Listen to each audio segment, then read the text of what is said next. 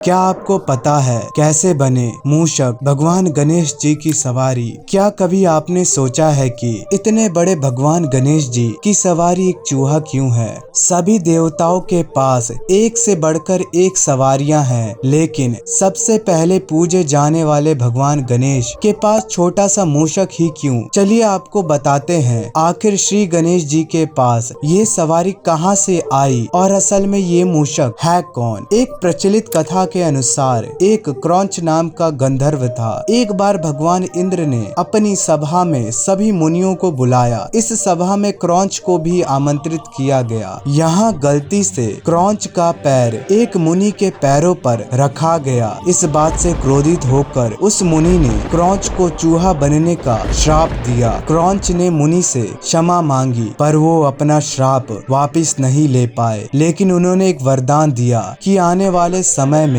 वो भगवान शिव के पुत्र श्री गणेश जी की सवारी बनेंगे। क्रौंच कोई छोटा मोटा चूहा नहीं, एक विशाल चूहा था जो मिनटों में पहाड़ों को कुतर डालता था। इसका आतंक इतना था कि वन में रहने वाले ऋषि मुनियों को भी बहुत परेशान किया करता था। इसी तरह उसने ऋषि पराशर की कुटिया भी तहस नहस कर डाली थी। महर्षि पराशर भगवान श्री गणेश जी का ध्यान कर रहे थे। कुटिया के बाहर मौजूद सभी ऋषियों ने उसे भगाने का बहुत प्रयास किया, लेकिन सफल ना हो पाए। इस समस्या के समाधान के लिए वे भगवान गणेश के पास गए और उन्हें सब कुछ बताया। गणेश जी ने चूहे को पकड़ने के लिए एक फंदा फेंका। इस फंदे ने चूहे का पाताल लोक तक पीछा किया और पकड़ लिया और गणेश जी के सामने ले आया। गणेश जी ने बड़ी तबाही की वजह जाननी चाहिए, लेकिन गुस्से भरे उस चूहे ने कोई जवाब नहीं दिया। इसलिए गणेश जी ने आगे चूहे से बोला, अब तुम मेरे आश्रय में हो, इसलिए जो चाहो